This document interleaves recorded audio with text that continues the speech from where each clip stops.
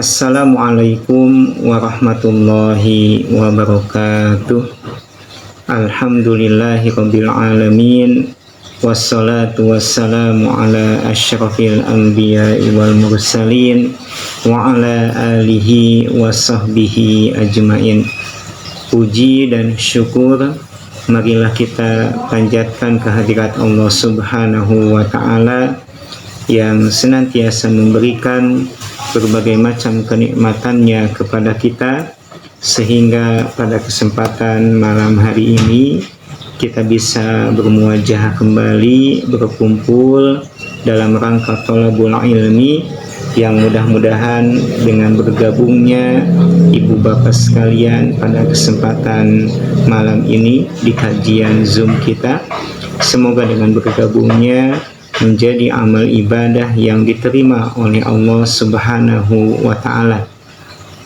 Nah, kita akan lanjutkan terkait dengan pembahasan hadis dalam kitab Al-Lu'lu' wal Marjan, yaitu hadis yang disepakati oleh Imam Bukhari dan Muslim. Nah, pada malam ini kita akan masuk ke dalam bab terkait dengan babut thaharah, yaitu bab terkait dengan thaharah. Yang sudah punya buku atau kitabnya silakan boleh dibuka ya. Kalau yang tidak memiliki bukunya silakan boleh disimak di layar. Bab ini bab yang kedua ya. Kalau bab yang sebelumnya kita membahas terkait dengan keimanan, landasan akidah seorang muslim. Nah, sekarang kita akan masuk ke dalam bab thaharah. Nah, thaharah itu biasanya diartikan dengan kesucian ya, atau bersuci. Nah, bersuci dalam hal ini atau yang akan kita bahas terkait dengan hadas. Hadas itu artinya ialah kotoran. Hadas itu terbagi dua. Ada hadas besar, ada hadas kecil. Kalau hadas besar seperti hanya junub ya, kemudian keluar darah haid dan nifas. Nah, cara mensucikannya ialah dengan mandi besar. Nah, kalau hadas kecil ya seperti hanya buang air kecil, buang air besar. Nah, cara mensucikannya ketika akan sholat terutama yaitu dengan berwudu ya, dengan berwudu atau dengan istinja atau istijmar. Nah, nanti kita akan bahas hadis-hadisnya.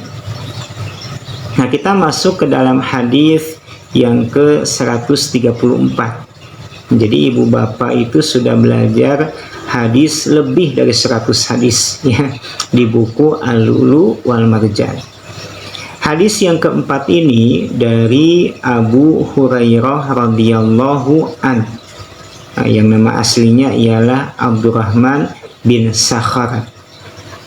Dari Nabi sallallahu alaihi wasallam beliau berkata, la yaqbalullahu salata ahadikum.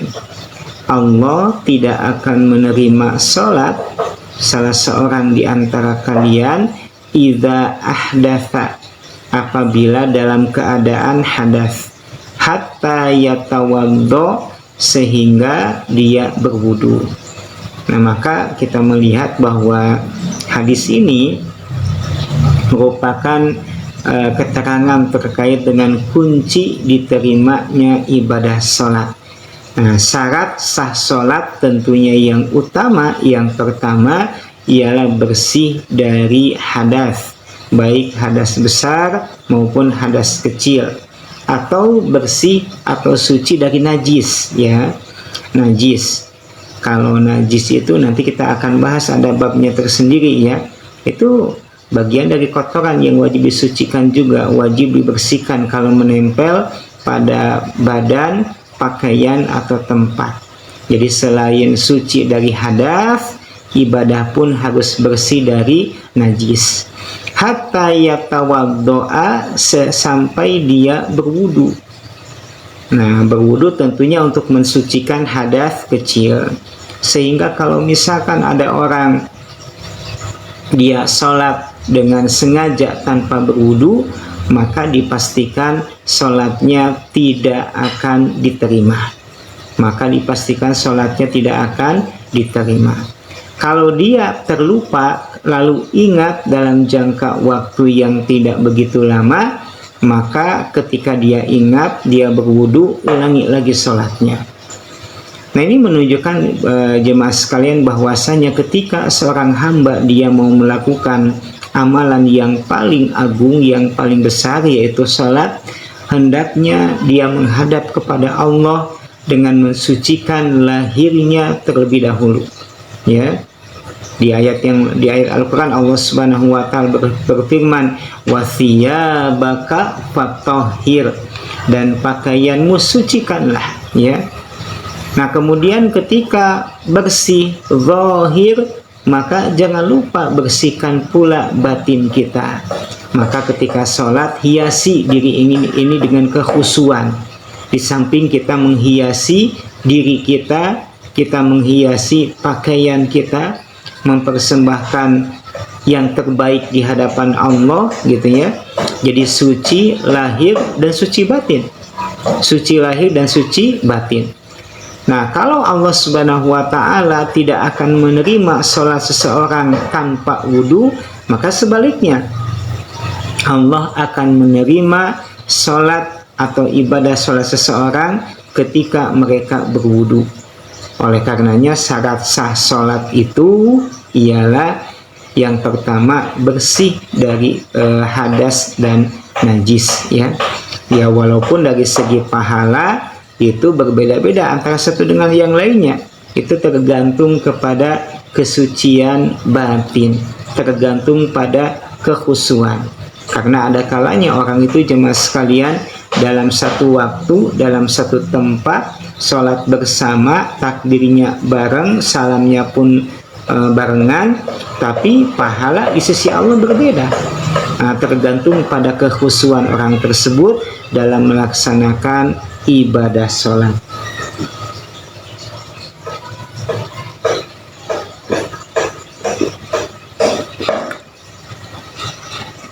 Berikutnya ialah tata cara wudhu yang sempurna. Ini hadis yang ke-135. Nah, mungkin ibu dan bapak saya yakin sudah berusaha wudhu dengan benar, sesuai dengan tuntunan Nabi, sesuai dengan tuntunan Rasul. Nah, kalau misalkan yang sudah paham, yang sudah tahu, maka tentunya hadis yang kita pelajari ini untuk menguatkan pemahaman kita. Bagi yang belum tahu, alhamdulillah, silakan perbaiki amalnya. Karena kunci diterimanya amal itu kalau didasari dengan ilmu. Kunci diterimanya ibadah itu kalau mengikuti sunnah, ya. Nah, ini kita mulai dari tata cara wudhu yang sempurna. Ya, walaupun misalkan dalam hadis ini tidak semua terkait dengan pembahasan wudhu dari A sampai Z itu dibahas, ya. Tapi mungkin kami akan sedikit nanti menyinggung perkara yang tidak dibahas dalam hadis ini. Da upami hoyong ngaos secara rincian merujuknya itu kepada kitab fikih para ulama, ya. Apalagi kitab-kitab fikih yang tebal-tebal, ya. Ini hadis yang ke-135 ini hanya mengulas saja, ya, disampaikan secara global saja. Tapi mungkin nanti kalau ada yang ditanyakan silakan. Hadis dari Utsman bin Affan. Utsman bin Affan adalah salah seorang sahabat yang masuk ke dalam kelompok Khulafaur Rasyidin. Nah, sahabat itu jemaah sekalian adalah generasi terbaik umat ini. Sebagaimana Nabi bersabda, khairul qurun qarni, sebaik-baik generasi adalah generasiku, yaitu generasi para sahabat. Nah, sahabat itu jumlahnya banyak jemaah sekalian, ratusan, ribuan gitu, ya. Akan tetapi di antara banyaknya para sahabat yang hadir bersama Nabi, maka ada 4 sahabat yang utama yang mendapatkan gelar Khulafaur Rasyidin, ya.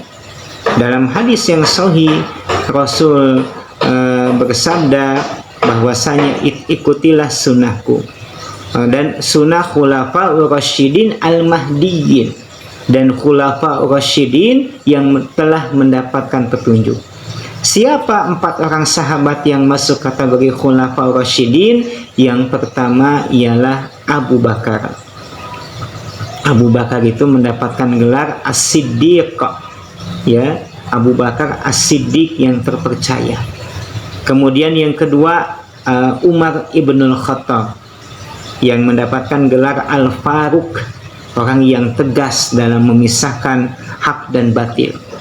Kemudian ada juga yang ketiga yang meriwayatkan hadis terkait dengan tata cara wudhu ini, yaitu sahabat Utsman bin Affan yang mendapatkan julukan Dzu Nuraini, yang memiliki 2 cahaya, karena Utsman beliau menikahi kedua putri Nabi Sallallahu Alaihi Wasallam. Kemudian yang keempat ada Ali bin Abi Thalib, ya, yang mendapatkan gelar Abu Turab, ya, karena Rasul pernah mendapati Ali tiduran di masjid dengan pasir atau tanah masjid itu menempel pada pakaiannya, maka disebutlah oleh Nabi Abu Turab, ya. Nah, jemaah sekalian yang Allah muliakan, hadis Utsman bin Affan ini terkait dengan apa yang dilakukan oleh beliau. Utsman da'a bi'ina'in, nyuruh orang untuk mengambil wadah. Fa'afrogo ala kaffaihi, lalu Utsman pun memasukkan kedua telapak tangannya ke dalam wadah tersebut, ya tentunya yang berisi air, ya. Fa'afrogo ala kaffaihi salasa mirarin, 3 kali. Fagosalahuma, dan membasuhnya 3 kali. Nah, setelah itu beliau memasukkan tangan kanannya ke wadah tersebut lalu berkumur-kumur. Ya, ini terkait dengan tata cara wudhu yang dicontohkan oleh Utsman, dilakukan di hadapan sahabat yang lain. Famadmado, maka Utsman pun berkumur-kumur. Nah, madmado itu artinya memasukkan air ke dalam mulut lalu digerakkan ke kanan dan ke kiri. Kalau ada orang jemaah sekalian memasukkan air hanya ke mulut tanpa digerakin, itu bukan madmado, ya. Kemudian wastansyaq dan istinsyaq. Istinsyaq itu artinya menghirup air ke dalam hidung sampai air itu ke rongga hidung kemudian dikeluarkan lagi. Nah, nanti kita akan mendapati hadisnya, ada istilah istinsyaq, ada istinthar. Kalau istinsyaq menghirup air, kalau istinthar mengeluarkan air. Nah, kapungkur menuju orang ke acan ngaos kadang suka disalahpahami, ya, atau praktek wudhu hanya sebatas taklid gitu, sehingga ketika mengusap, ketika giliran hidung, si hidung itu diusap oleh air tanpa istinsyaq, ya, tanpa istinsyaq. Ya, walaupun ada sebagian ulama mengatakan berkumur-kumur dan istinsyaq itu hukumnya sunnah, tapi sebagiannya lagi mengatakan wajib. Ya, intinya kumur-kumur dan istinsyaq jemaah sekalian jangan sampai ditinggalkan. Jangan anu ngaos mak kada tos uninga jeung pasti amalkeun gitu nya. Ketika wudu hirup air ke dalam hidung kemudian keluarkan lagi, ya, istinthar namanya. Kemudian summa ghassala wajhahu salasan. Setelah istinsyaq Rasul membasuh wajahnya 3 kali. Nah, kita harus mengetahui terkait dengan batasan wajah. Wajah itu yaitu bulatan muka kita. Bagian atas batasannya pas tumbuhnya rambut, ya. Kemudian samping telinga, kemudian bawah dagu. Nah, bulatan wajah ini jemaah sekalian harus basah dengan air ketika wudhu. Kalau yang basahnya cuman bagian depan saja, yang samping kering, maka wudhunya tidak sah. tidak sah. Kemudian salasan, Utsman mempraktekkan membasuh wajah itu 3 kali, jadi 3 kali basuhan. Ambil air kemudian basuhkan ke wajah 3 kali, ya. Kemudian wayadaihi, kedua tangannya, ilal mirfaqaini, sampai kedua siku, ya. Setelah wajah, tangan sampai kedua siku. Nah, batasan tangan ini jemaah sekalian yaitu dari ujung sampai pundak. Mung nalika wudu ma dibatasi sampai siku, ya, sampai siku. Maka kalau misalkan ada orang ketika membasuh tangannya itu hanya lengannya ini saja tanpa membasahi jari tangan, maka bisa dikatakan wudunya tidak sah, ya. Wudunya tidak sah karena batasan tangan itu ialah dari jari tangan sampai pundak. Nah, ini namanya satu hasta. Kalau sampai siku, kalau sampai pundak itu satu depah, ya, satu depah. Ilal mirfaqaini, maka dipastikan jemaah sekalian ini siku harus kena basahan air. Ilal mirfaqaini thalatha mirarin. Utsman membasuh tangan sampai ke siku sebanyak 3 kali. Tsumma masaha bi ra'sihi, kemudian beliau mengusap kepalanya. Nah, di sini ada perbedaan istilah ketika wajah itu dibasuh, ketika kepala itu diusap. Ini sebagaimana yang Allah sampaikan di dalam Al-Qur'an. Wagsilu wujuhakum wa aydiyakum ilal marafiqi wamsahu biru'usikum wa arjulakum. Nah, terkait kepala, ini bukan rambut ya yang diusap itu, tapi kepala.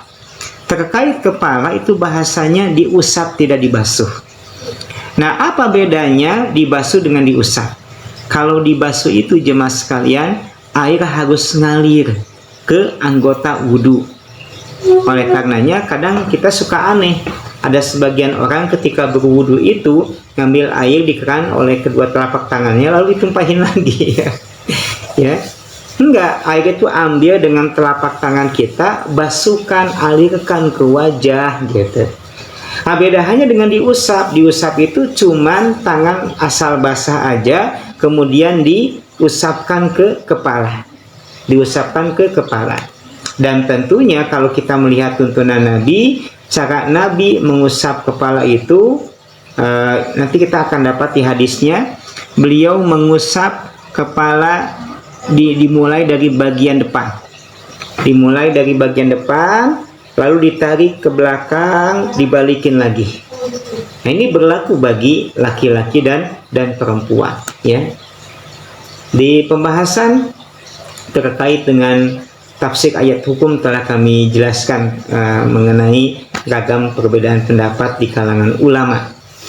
Tsumma qala Rasulullah sallallahu alaihi wasallam, kemudian kata Utsman, beliau menyampaikan sabda dari Nabi kepada orang-orang yang hadir pada saat itu, man tawaddoa nahwa wudu'i, barang siapa yang berwudu sebagaimana wuduku ini, wudu'i hadza, thumma shalla raka'ataini, kemudian dia salat 2 rakaat, la yuhaddits fihi man nafsah, dia tidak yuhaddits fihi berbicara di antara keduanya.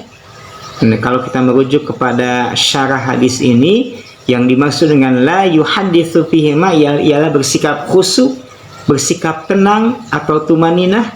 Ghufirallahu ma taqaddama min dzanbih, maka akan diampuni dosa-dosanya yang telah lalu. Nah, jemaah sekalian yang Allah muliakan, hadis ini mengandung beberapa pelajaran. Yang pertama terkait dengan semangat para sahabat dalam menyebarkan ilmu.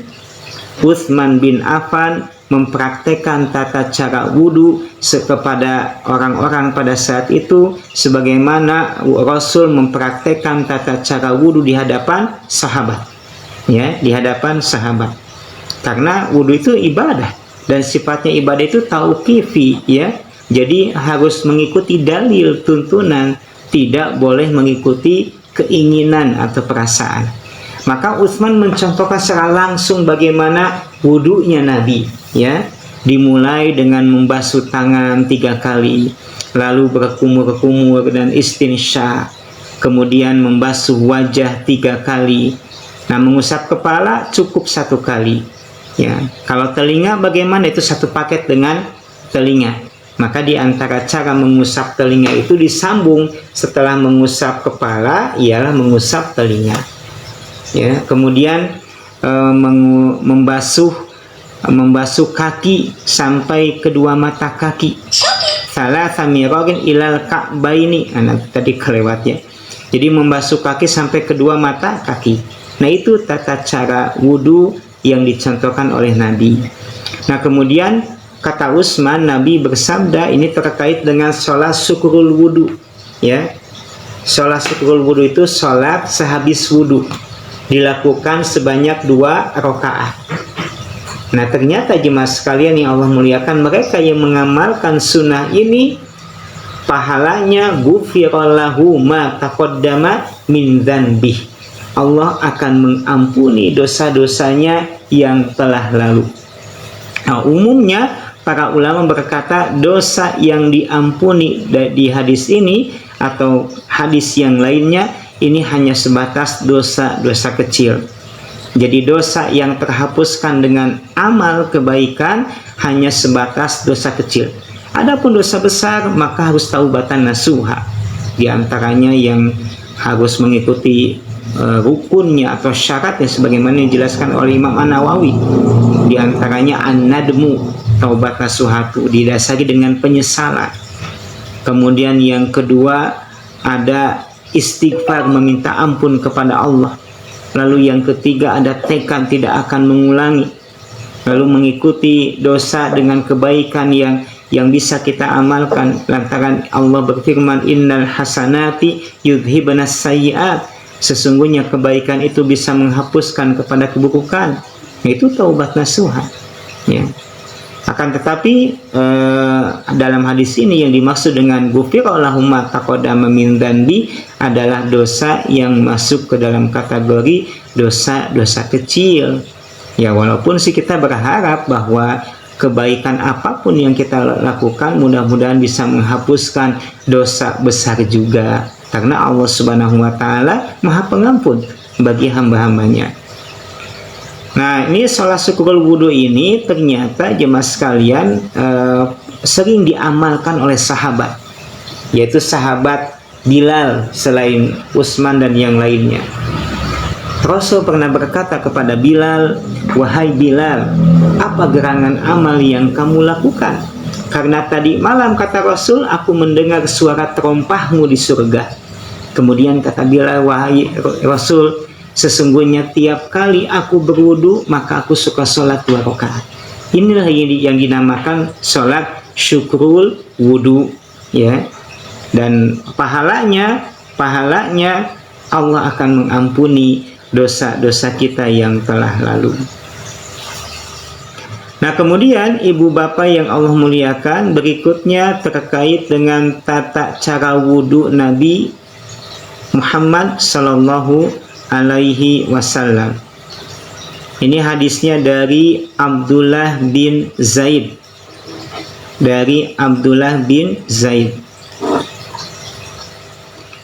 Su'ila an wudu'in nabiyyi. Abdullah bin Zaid itu ditanya terkait dengan wudunya Nabi Sallallahu Alaihi Wasallam.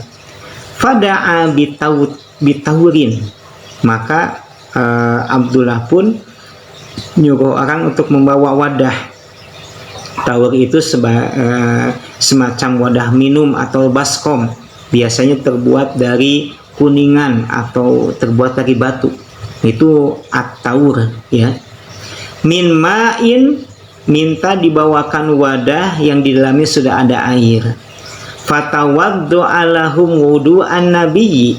Maka Abdullah pun sama kayak Utsman tadi, beliau mencontohkan wudunya Nabi Sallallahu Alaihi Wasallam.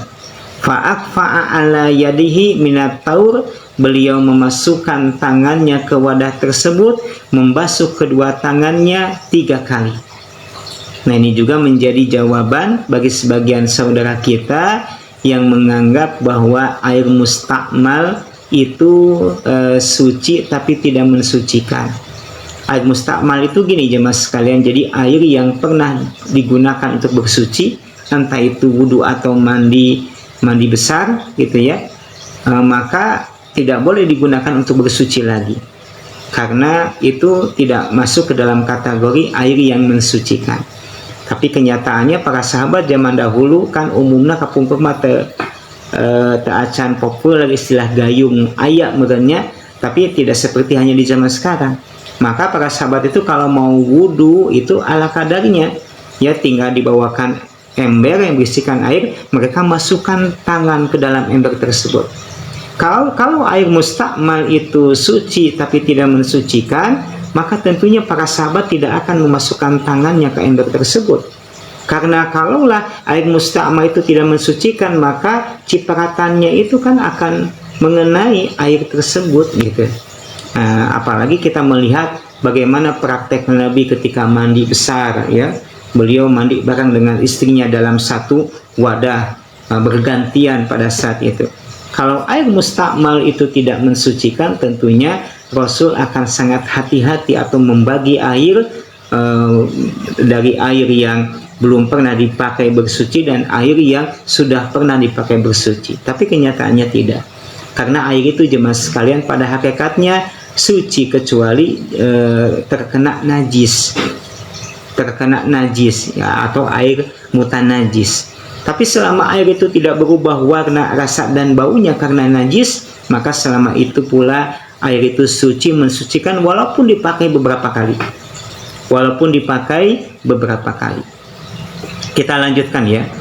Faghasala yadaihi thalathan, maka Abdullah membasuh kedua tangannya 3 kali. Nah ini jumlah yang banyak, jumlah yang utama.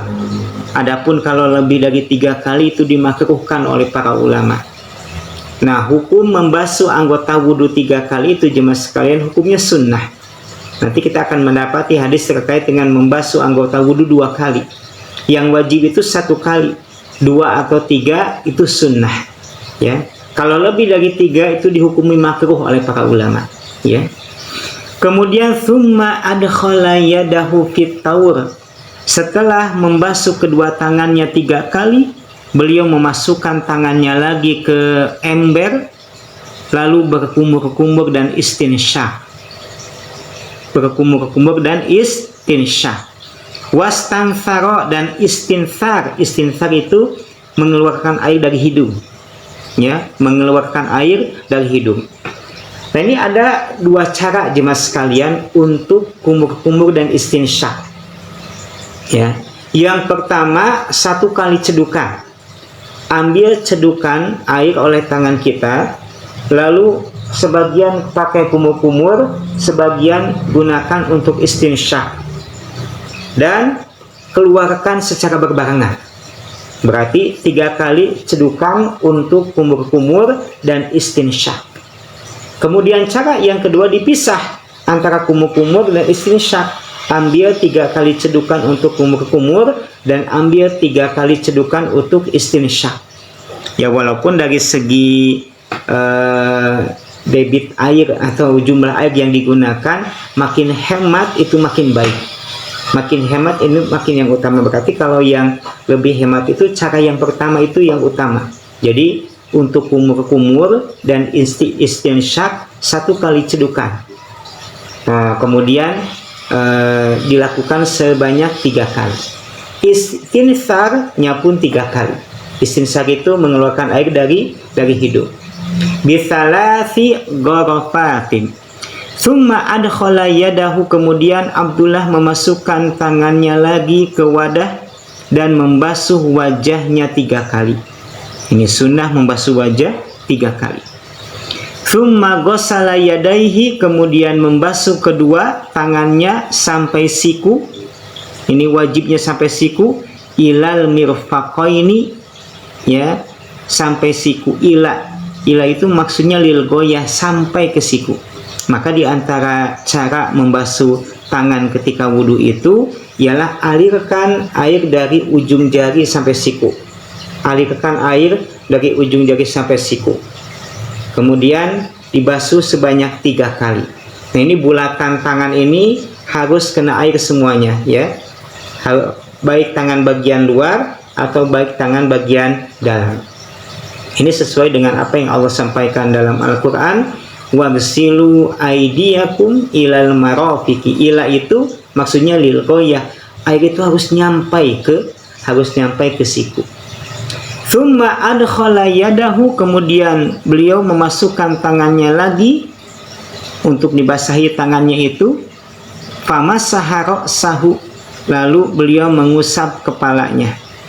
Nah, untuk kepala kita tidak mendapati anjuran mengusapnya 3 kali, cukup untuk kepala 1 kali saja. Fa'aqbala bihi wa adbara maratan wahidatan.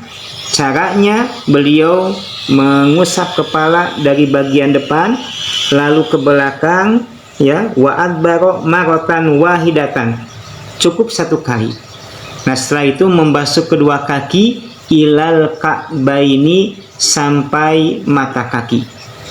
Nah, jemaah sekalian yang Allah muliakan, hadis ini hampir sama dengan hadis yang sebelumnya terkait dengan bagaimana semangat para sahabat dalam mengajarkan ilmu kepada manusia.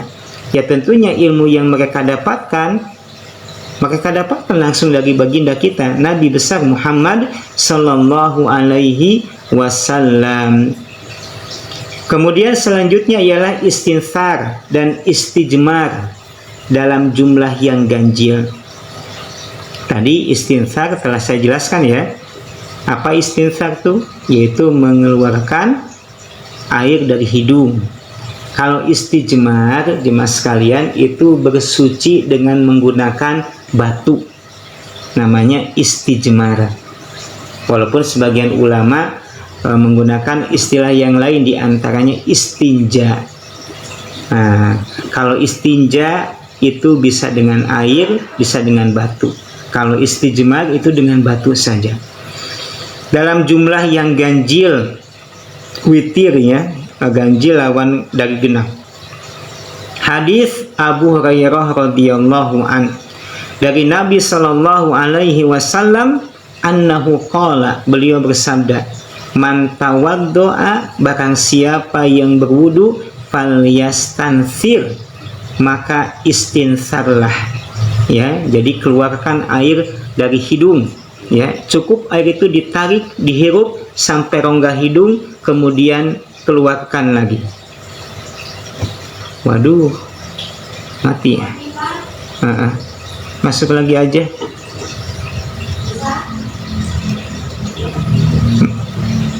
Nih ada gangguan zoomnya.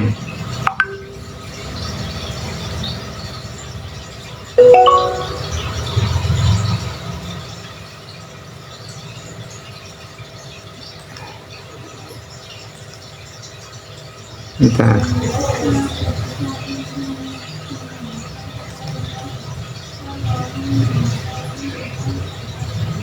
Ya, disuruh masuk lagi.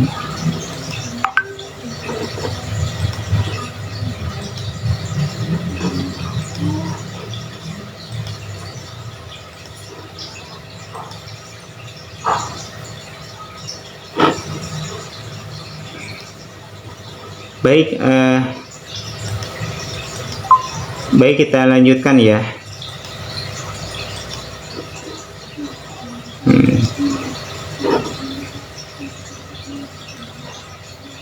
Ya, hadisnya ini dari Abu Hurairah dari Nabi Sallallahu Alaihi Wasallam, annahu qala, bahwasanya beliau bersabda, man tawaddoa, barang siapa yang berwudu, falyastanthir, maka keluarkanlah air dari hidung.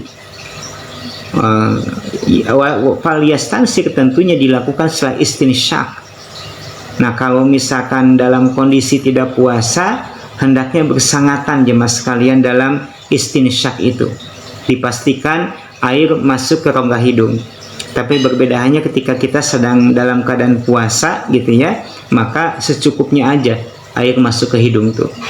Wa manistajmaro, dan barang siapa yang beristijmar, jadi bersuci dengan batu. Jadi ada aturan jemaah sekalian, kalau kita habis buang air atau buang air besar itu kan menggunakan media bersuci tuh. Maka biasanya dengan air. Sebagian ulama mengatakan asal dari istinja itu adalah air. Walaupun ada sebagian ulama lagi mengatakan oh tidak, batu katanya. Ada juga yang mengatakan asal dari istinja itu air dan batu. Yang utama menggunakan air, menggunakan batu. Intinya kalau kita cebok ya, maka boleh menggunakan batu. Nah itu yang disilakan dengan istijmar ya. Yang nggak boleh itu menggunakan tulang atau kotoran binatang, itu dilarang oleh Nabi. Karena kalau kotoran binatang hukumnya najis.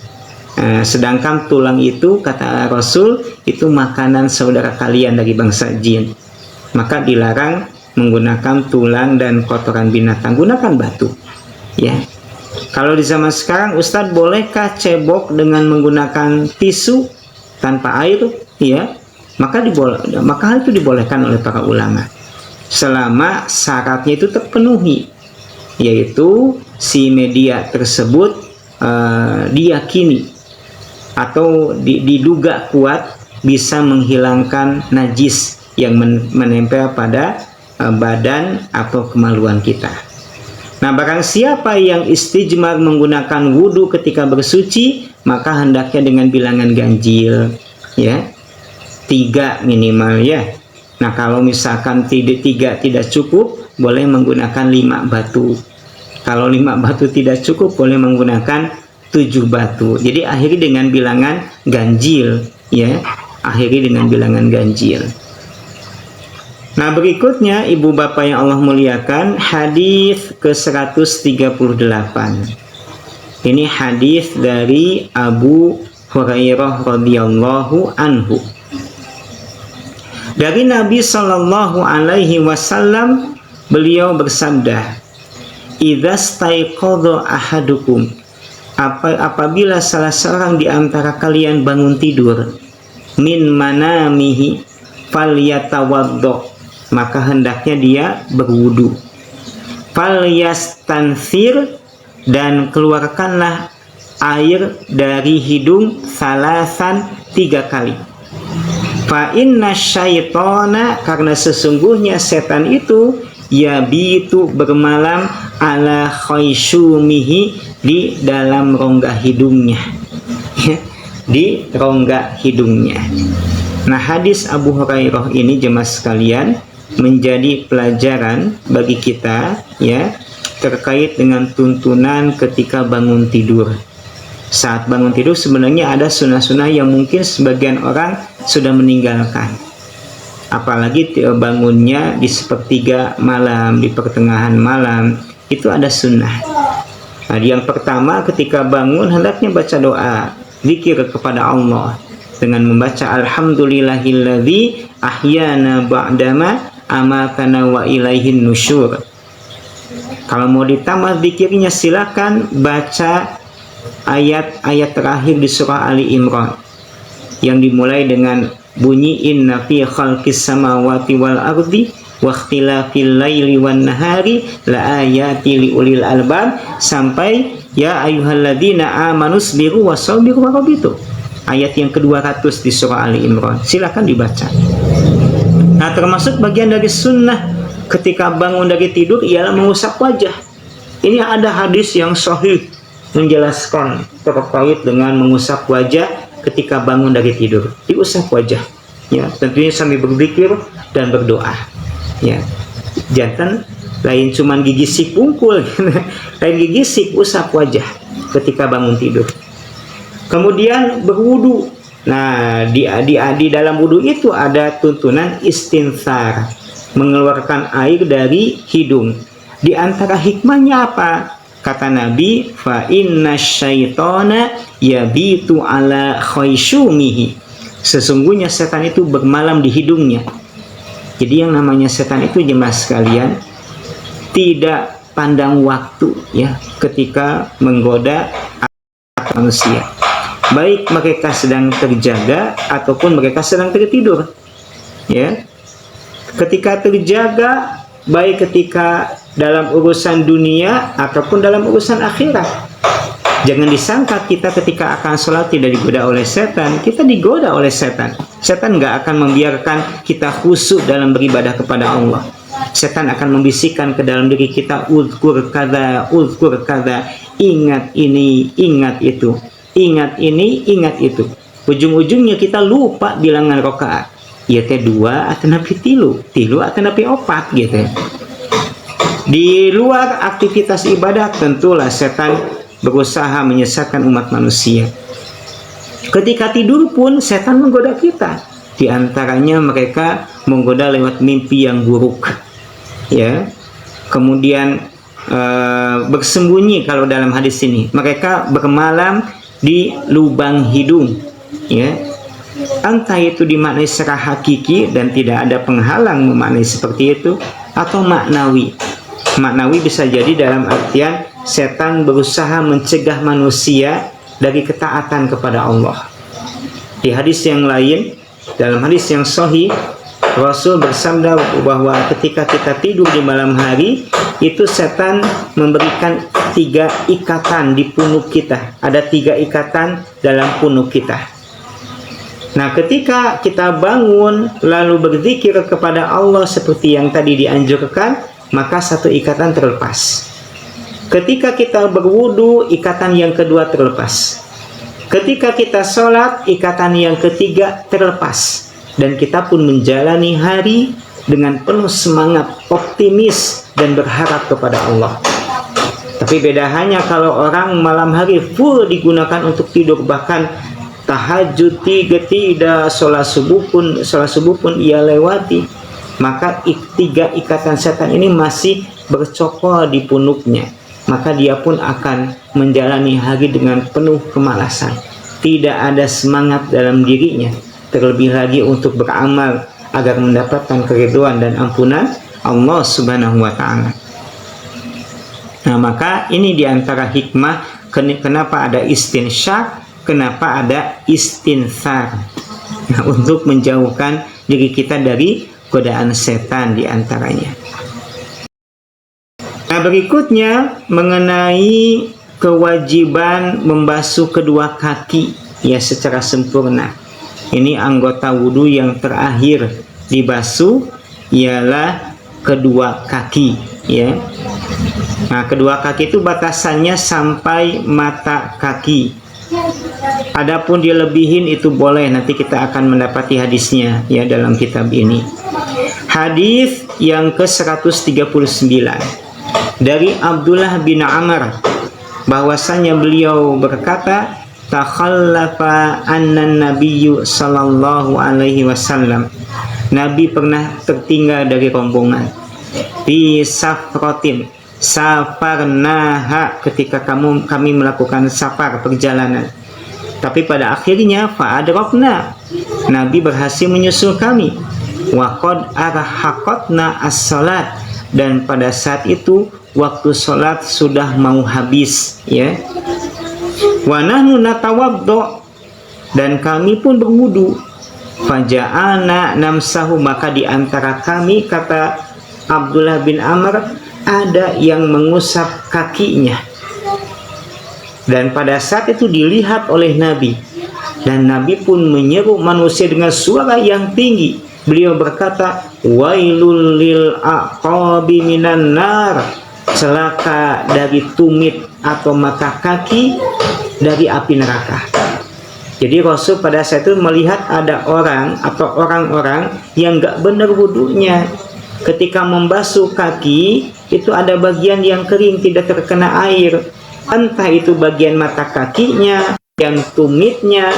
Maka orang yang lalai sembrono melakukan wudhu dengan asal-asalan seperti itu diancam oleh Nabi akan masuk ke dalam neraka. Nah, ini menunjukkan bagaimana Rasul memberikan perhatian kepada umat terkait perkara yang bisa mencelakakan mereka. Di antaranya jangan sampai kita lalai ya dalam melakukan wudhu. Berwudulah sebagaimana yang dicontohkan oleh Nabi Sallallahu Alaihi Wasallam. Baik, mungkin satu hadis lagi ya, hadis ke-140 yang bisa kita baca, yang kita pelajari pada malam ini. Hadis Abu Hurairah, kana yamurru wan nasu yatawaddauna minal mithar. Ketika Abu Hurairah sedang jalan di hadapan orang-orang, maka beliau mendapati ada manusia yang berwudu minal mitharati, di tempat wudunya. Faqala, maka beliau berkata, asbigul wudu, sempurnakan wudu kalian, ya, sempurnakan, ya. Jadi jangan asal-asalan, mulai dari membasuh tangan sampai pergelangan dengan mengucap basmalah, bismillah. Kemudian ambil 3 cedukan air, gunakan untuk kumur-kumur dan istinsyak sebanyak 3 kali. Lalu setelah itu basuh wajah, bulatan wajah harus basah dengan air sebanyak 3 kali juga. Setelah itu membasuh tangan sampai siku, tangan kanan dulu tentunya, sebanyak 3 kali. Udah tangan kanan, tangan kiri. Setelah itu mengusap kepala, semua kepala diusap, ya. Dimulai dari bagian depan, tarik ke belakang, balikin lagi. Cukup 1 kali. Kalau mau disambung dengan telinga boleh, ya. Nah, setelah mengusap kepala, maka usap telinga, terakhir kaki sampai mata kaki. Sempurnakan wudunya, jemaah sekalian. Karena Nabi, kata Abu Hurairah, pernah bersabda, wailul lil aqabi minan nar, celaka bagi tumit atau mata kaki yang terkena api neraka. Ini peringatan bagi mereka yang wudunya tidak benar, yang wudunya tidak berdasarkan ilmu, ya. Tentunya ya bagi kita sebagai umat Nabi Muhammad, setelah mengetahui ilmu maka amalkan, ya. Dan jangan malas untuk beramal, jangan malas untuk mempersembahkan yang terbaik di hadapan Allah, baik dalam urusan ibadah atau dalam urusan aktivitas kita sehari-hari, ya. Lantaran Allah Subhanahu wa taala berfirman, alladzi khalaqal mauta wal hayata liyabluwakum ayyukum ahsanu amala. Allah lah yang menciptakan hidup dan mati sebagai ujian bagi kalian, siapa yang paling baik amalnya. Ahsan amala itu amal yang terbaik.